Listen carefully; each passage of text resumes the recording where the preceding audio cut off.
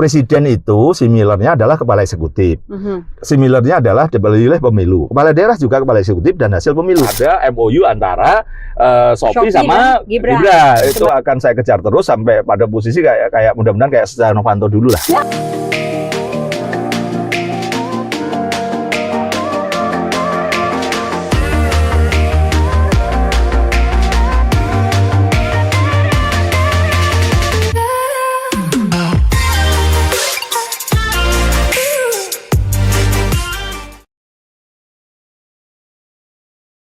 Ini banyak persepsi kan nanti kan, gitu. Jadi artinya pada posisi itu, alhamdulillah saya bisa nyumbang negara, gitu. Saya juga bisa nyumbang diri saya sendiri kan, karena itu kantor lawyer laris di Solo, terus kemudian di Jakarta ada 2, Balikpapan anak saya Almas itu sudah mendirikan di sana, sudah jalan juga. Udah jalan dia, Bang? Udah jalan dia.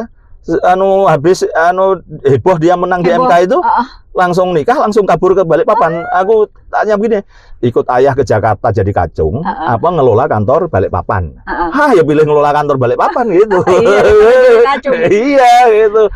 Mungkin dari materi banyak ikut saya kan gitu kan, tapi dia langsung nantang begitu. Ya pengen ngelola diri sendiri gitu. Terkenal banget waktu itu ya, Bang ya? Terkenal banget asli sangat. Itu diajarin sama Abang nggak sih? Ya iyalah, ada lah. Ini pasal yang ini. Ada. Jadi sebenarnya memang ide itu kan saya melihat gugatan itu lucu, diajukan Partai Garuda, Partai PSI, dan beberapa bupati wakil bupati dari Gerindra, termasuk wakil gubernur Jawa Timur. Siapa wakilnya Bu Khofifah itu? Nah, maju ke MK, minta bahwa umur 40 itu dirubah. Nah, kalau begitu kan pasti tidak dikabulkan. Merubah umur itu nggak boleh. Itu tabu lah. MK tabu karena itu kan istilahnya open legal policy. Itu urusan DPR dan pemerintah. MK nggak boleh memasuki ranah itu gitu. Nah, tapi nampaknya kan bisa aja ini akan ada yang isu heboh berikutnya. Tanda kutip ya ada yang berkepentingan. Nah, saya ini kan pernah jadi DPRD Solo tahun 97 zaman Orde Baru. Saya jiwa politik saya pasti ada. Politik itu bahasanya sederhana rumusnya ini. Siapa memanfaatkan siapa. Jadi dalam konteks itu apakah Boyamin memanfaatkan Jokowi atau Jokowi memanfaatkan Boyamin, atau Almas memanfaatkan Gibran atau Gibran memanfaatkan Almas. Itu dalam rumus politik nggak bisa. Tetap akan berlaku rumus itu selamanya gitu. Dan clear bahwa saya pulang ke Solo, saya ajak diskusi wakil direktur saya Pak Arif Saudi yang di Solo itu yang biasa ke MK, karena sejak zaman Pak Antasari mereka yang saya butuh apa udah maju MK, judicial review ahlinya kalau kantor Solo itu. Nah, saya diskusi, ini ada peluang ini. Oh iya ya. Lah siapa Bang? Ya bisa aja Almas kan masih muda dengan alasan oh ya diskusi mau anaknya udah berangkat gitu. Yang mengerjakan seluruhnya ya Pak Arif Saudi karena sebagai lawyernya diskusi terus dengan Almas gitu. Nah, pada posisi itu saya jamin berkali-kali saya ngomong, saya semata-mata untuk ilmu, saya bertanggungjawabkan dunia akhirat, saya tidak akan menjual anak saya gitu. Jadi tidak ada yang upah, tidak ada yang order, apalagi memberikan honor banyak waktu itu nggak ada. Jadi saya jamin itu. Sehingga ya semata-mata untuk ilmu. Buktinya anak saya juga nggak dapat apa-apa juga dari kekuasaan. Saya juga pasti nggak mau dapat kekuasaan karena ini menjaga ilmu, karena saya mempertanggungjawabkan, saya tidak ingin mendidik anak saya untuk cara yang tidak benar. Mendapatkan, kalau orang lain mungkin bisa aja gitu klien saya, tapi kan karena ini anak saya maka saya jaga betul. Kenapa Abang sama anak Abang sama teman Abang itu kenapa sampai merasa harus ke MK gitu? Ya karena saya beritahu ini potensinya menang loh kalau dengan petitum yang begini. Emang Abang kepingin yang bersangkutan menang? Siapanya? Gibran. Enggak, kami memilih bukan Gibran. Di Pilpres kami bukan memilih Gibran. Kami memilih Anies semua. Terus kenapa? Ya untuk ilmu aja. Bahwa itu menguntungkan Gibran, ya udah urusannya dia. Gitu aja. Bahwa dalam permohonan itu seakan-akan anak saya menjadi penggemarnya Gibran. Iya, itu kan memang gugatan harus begitu, ada begitu. Namanya kita gugat warisan. Kan ya saya harus ngaku itu warisan saya, padahal meskipun bukan bisa jadi. Kan gitu, masa gitu kan.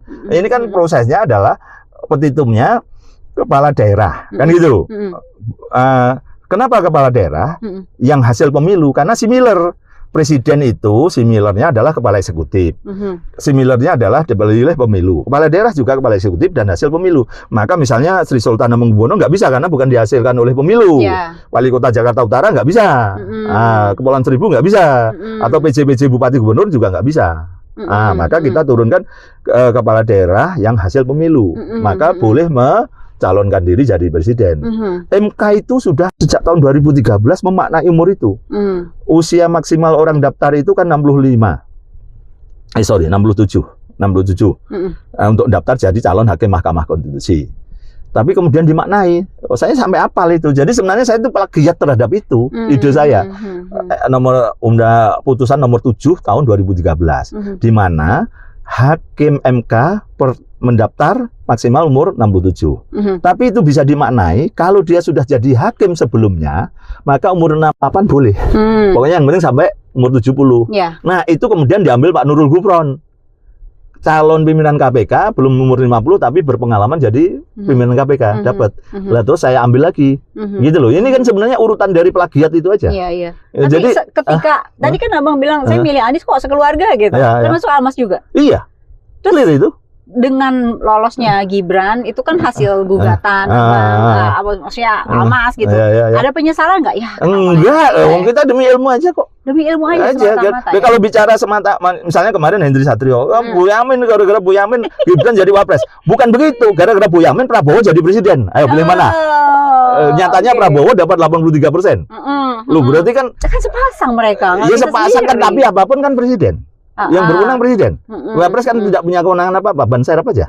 Betul, ban serap ketika presidennya masih mampu, kan istilahnya. Dan saya yakin Pak Prabowo akan sampai tahun 2024 masih sehat walafiat. Cuma 2 tahun. Nah, itu kan analisa-analisa yang nggak jelas maunya apa. Emang Pak Prabowo pengen membiarkan negara ini kacau balau? Enggak lah pasti. Lah iya pasti kan dia akan berusaha sehat. Nah, itu kita doakan semoga sehat sampai tahun 2029 menuntaskan periode pertama. Ya bisa aja sampai 2 periode. Dan kita tidak tahu itu kan. Berarti kan saya mensukseskan Pak Prabowo jadi presiden. Ayo gimana kalau dibalik? Dari kemenangan di MK waktu itu Almas, apa keuntungan yang didapat sama Abang dan Almas? Kalau keuntungan materi nggak ada. Terus keuntungan apa? Ya keuntungan populer aja bahwa kita hebat ilmunya. Itu. Terus apa lagi? Itu bahwa diakui. Iya diakui bahwa kita bisa menembus batas itu. Betul. Terus apa lagi? Saya suka terobosan politik, saya politisi. Kan dari ketatanegaraan. Saya akhirnya bisa memaknai MK itu kayak begitu. Anak saya bisa ikut-ikutan juga. Saya bangga dengan anak saya. Saya akan membanggakan dia sampai kapanpun karena berani. Dan waktu pernah lucu-lucuan dia nyabut terus nggak jadi nyabut itu kan seakan-akan kamu nyabut beneran enggak saya pengennya enggak terus kok yang nyabut kan lawyer saya. Nah, itu kan ada keberanian sudah gitu kan. Memang betul, saya akui aja Tempo pun saya akui. Habis itu ada orang yang datang ke saya gitu karena dia mungkin bagian dari proses perjalanan Pilpres itu kemudian menyampaikan terima kasih. Oh, boleh enggak Mas kami ngasih hadiah? Oh, boleh kalau hadiah. Dan jangan sedikit hadiahnya. Aku bilang begitu. Iya, ya ada deh gitu aja, tidak usah nyebut angka. Tapi bahwa dia mengapresiasi, gitu loh, bahwa dia kemudian proses ini ada yang mengatakan pemilu ini akhirnya jadi semut, tidak ada bentrok, tidak ada perlu nyawa hilang kayak 2019. Ya paling tidak alasan pembenar saya begitulah. Saya paling tidak punya alasan pembenar dengan calon yang begitu menjadikan pemilu ini aman damai. Yang bentrok hanya elit, rakyat tidak bentrok. Kalau 2019 kan yang bentrok rakyat, elitnya malah rukun habis itu jadi bergabung. Kabinet. Kalau begitu kan saya punya alasan pembenar di situ. Paling tidak saya membuat terbalik tahun 2024. Ya punya sumbangan kan? Iya. Walaupun sekarang itu kan media, terus kemudian sosial media, masyarakat juga lihat wapresnya begini begitu. Ya enggak apa mau cuman kayak gitu. Toh saya juga tidak mau dipersalahkan. Oh, wapresnya dapatnya segitu. Saya melihatnya presidennya kok. Presidennya. Kan sederhana, sangat gampang toh. Kan nggak bisa dipecah tuh. Tapi kan saya berdoa betul Pak Prabowo sehat sampai 2029. Sehingga beliau tetap bisa menjadi presiden yang sangat powerful, membuat negara ini sejahtera. Nah, disitulah saya akan dapat nama baik. Ikhtiar saya menjadikan negara ini misalnya nanti pertumbuhan bisa jadi 6% atau 7% atau sesuai cita-cita beliau 8%. Nah, berarti kan saya punya sumbangan meskipun 0,0001%. Gitu loh. Jadi mari kita doakan Pak Prabowo sehat sampai 2029 bisa memimpin negara ini lebih sejahtera, indeks persepsi anti korupsi menjadi naik dari 34 menjadi 50 kan itu kan. Pertumbuhan dari 5,12 bisa menjadi 7% gitu kan. Dan dari sisi nanti saya sudah meminta pada Pak Prabowo itu berkali-kali korupsi itu justru dari sisi beliau kewajibannya bukan memerintah KPK nangkapi maling korupsi atau polisi atau jaksa, tapi tugas beliau adalah membuat tata kelola pemerintahan yang baik. Mencegah dari bocor menjadi turun, mencegah rembes. Gitu loh. Mencegah dari bocor, rembes. Kita ini kan bocor, bahkan jebol. Proyek Kominfo BTS itu masa kerugian 80%. Anggaran 10 triliun, kerugiannya 8 triliun. Itu apa bocor itu? Itu bukan bocor lagi, jebol. Banjir bandang kan. Maka kita ini kan kita levelnya masih bocor. Ya mudah-mudahan turun jadi rembes atau tiris. Nah, Bang, ada pihak-pihak yang ini nggak ke Abang gara-gara lu gini-gini? Banyak. Dari keluarga Oh, keluarga enggak sih, karena mereka tahu dekat keluarga. Enggak, karena keluarga. Enggak, karena kan beliau tahu kita ini kan seneng kreatif aja. Malah ya artinya dari sisi itu kan kalau anak saya yang Almas itu jadi lawyer gitu kan, artinya kan pada posisi dia hebat, punya lompatan yang begitu tingginya gitu kan. Langsung terkenal itu. Iya, terkenal. Dan ketika orang pada posisi seakan-akan datang beberapa kantor Balikpapan itu, kantornya anak saya, seakan-akan pasti lalu yang bela Almas menang. Aduh, kasihan kadang-kadang gitu. Udah jaminan mutu nama maksudnya gitu. Jadi kembali ke detektif partikelir itu, pada posisi inilah cara saya nyumbang kepada negara, sudah saya lakukan sekian, saya butuh transformasi, saya ingin jadi detektif partikelir murni.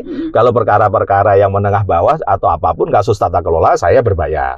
Tapi kalau kasus tinggi 1-2 nanti saya tetap pro bono, tetap gratisan karena kayak kasus pagar laut ini kan misalnya kan gitu. Ya karena itu letupan 2 tahun sekali lah paling enggak, nanti saya akan pasti dapat kok itu kan gitu kan. Nah, karena stok sudah banyak. Kadang-kadang beberapa pemberi informasi itu komplain, kok belum dibuka Bang gitu. Ya ntar antrian. Manajemen gitu. Berita. Bang, kita stop dulu ya. Ya, oke. Nanti kita lanjut sambil pulang ya, Bang. Ya. Sedikit nih Bang soal yang Almas Bang, ya kan? Kan nggak cuma Almas aja nih Bang yang ternyata mengikuti jejak Abang. Maksudnya jadi di bidang hukum gitu kan? Anak-anak Abang yang lain juga ya? Iya, nomor 2, nomor 3. Dan yang dikelola, bukan dikelola, apa sih istilahnya, yang diramaikan oleh abang-abang, anak-anak Abang itu kan manusia-manusia populer gitu Bang. Ya kan? Maksudnya Pak Jokowi gitu kan? Apa istilahnya Abang tadi bilang? Kakak pertamanya apa? Kakak pertama memuluskan Gibran. Nomor 2, 3 menjegal Kaisang. Saya ingin menunjuk. Waktu itu kan banyak orang yang komplain, ada nanti kita tunggu. Saya nunggu. Pasti akan ada bukti yang bersamaan momen apa gitu, bahwa kita ini bukan pendukung penuh Jokowi gitu kan. Nah, maka ketika Kaisang pengen jadi gubernur, umur kan belum nyampe. Terus maju ke Mahkamah Agung dia. Bahwa umur 30 itu saat pelantikan, maka dia bisa kan gitu kan. Kita tarik balik ke Mahkamah Konstitusi bahwa umur 30 itu ya tetap saat pendaftaran. Dan kita kasih judul anak-anak saya itu pengen menyala katanya gitu, yang nomor 3 itu. Rugilah kalau nggak menyala. Ya enggak apa-apa, kasih judul aja. Judul ya Kaisang dilarang jadi gubernur, ya enggak apa-apa. Dengan begitu dia membacakan sendiri loh waktu itu. Yang keberapa? Nomor 3 malahan. Ketiga. Habis lulus SMA kan, rambutnya agak gondrong gitu kan. Nah, pada posisi itu dia pengen tampil beneran gitu dan menyala. Dia membacakan sendiri, nggak mau dibacakan lawyernya. Bacakan gugatannya dan judulnya itu. Nah, Kaisang dilarang jadi gubernur. Sampai ditegur sama hakimnya. Ke MK itu kan norma, tolonglah dihapus ya. Kedua dihapus, tapi kan sudah terlanjur diberitakan kan gitu kan. Nah, itulah kita ingin menunjukkan keluarga saya itu memang ini demi ilmu aja gitu. Dan saya tambah lagi, kebetulan habis itu ada isu private jet.